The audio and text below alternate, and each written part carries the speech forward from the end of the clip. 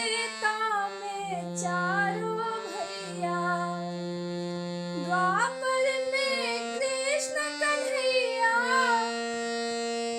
त्रेता में चारों भैया।